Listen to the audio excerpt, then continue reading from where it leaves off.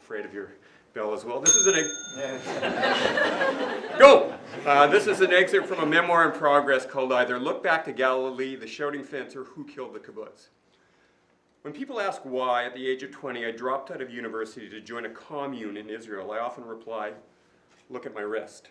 There you can read a faded map of my past, a thin white scar that runs as straight as the Jordan River. It's all that remains aside from the odd arthritic pang of what I call my old college football injury, which is true up to a point. Fact, I fractured the wrist on my writing hand during my first semester at Carleton U.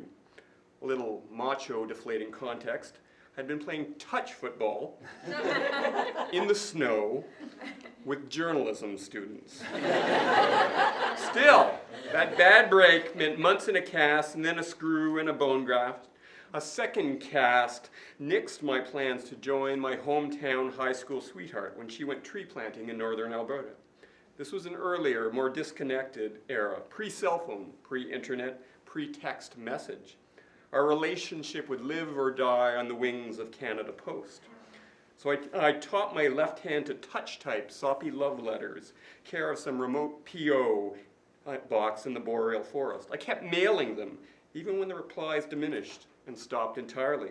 Even when her 1 month stint in the woods stretched into 2, into 3, into the whole summer. Even when my second cast came off and revealed an emaciated albino forearm shaded by a coat of brown fur, like a Wookiee on a hunger strike. Even when I could no longer ignore the obvious. The truth stung. My hometown high school sweetheart had soured on our saccharine dreams and upgraded to someone new. He was, I would learn, 10 years my senior, and worst of all, an artist. He had a thing for dinosaurs and topless chorus girls, which he depicted in collages slopped together from marbles, airplane glue, and dismembered Barbie dolls. He had once been a heroin junkie, but now only drank till his eyeballs turned yellow. How could I compete? I considered pulling a full Lancelot, stealing my parents' Malibu Classic, and driving across the continent to win her back. Friends talked me down from this fantasy. Dude, they told me, get over her. But well, it wasn't that easy. I had a broken heart, an aching wrist, and enough money for another year of tuition or a transatlantic plane fare. I chose door number 2 and bought a ticket to Israel. Before I left, my high school buddies threw a party in the same townhouse basement where, every Friday night for the past 3 years, we had gathered to shotgun 6 packs of beer, watch a VHS bootleg of The Breakfast Club, and renew the great Ali Sheedy versus Molly Ringwald debate that had paralyzed a generation. My visits to this subterranean circus of hormonal discontent had become less frequent ever since a near-fatal screening. The host had notched an arrow into the drawn string of his dad's composite bow and drunkenly flourished it at my forehead as a joke.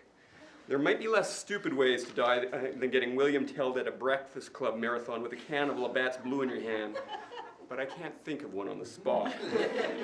For a goodbye guest, my friends had handcrafted a joint the size of a baby's arm. Sadly, they knew as much about street drugs as they did about contemporary cinema.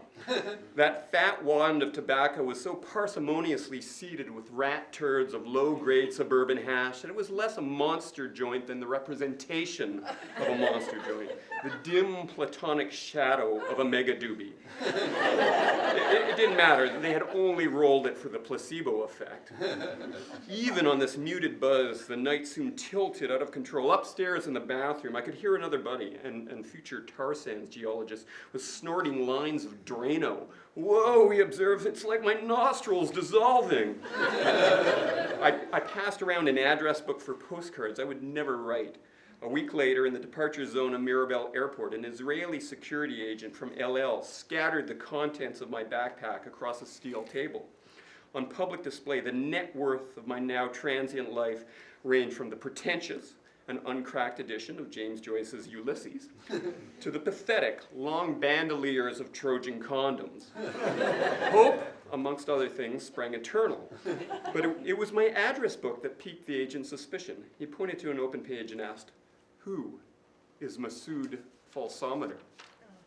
I blanked. I'd never heard the name before. What was it doing in my book? Then I recognized the handwriting.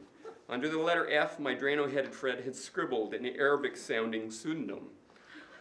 I explained to the skeptical guard that really, honestly, I didn't know a Mr. Falsometer, that no, he hadn't given me any packages to transport, that in fact he probably didn't exist, that the person who had entered the address was a Kyle from Quebec, not a Masood from the Middle East, that the name was a gag. Falsometer, get it?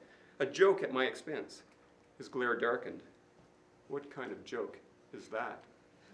Good question. How could I explain to this dour gatekeeper the emotionally stunted rituals of the North American male? I barely understood them myself. At the party, I had tried to leave early, but the host wouldn't let me. He was a drunken archer, an aspiring policeman, a future lawyer, and my closest approximation to a best friend. He grappled me in a sumo hold and demanded I stay. Robert Bly and Iron John were still 2 years off, so this is what had to pass for a man hug in the late 80s. I resisted. He resisted back. We caromed off kitchen counters and through the screen door and off the back porch and into the meager yard of his absentee parents. We scrummed until I felt too tired to care and I went limp, and we staggered backwards and crashed through the sliding metal doors of the garden shed. There we lay, panting, limbs tangled amid corroded rakes and pruning shears. Our fraternal farewell consummated in blood, he dusted off his jeans and left me sprawled in the dark.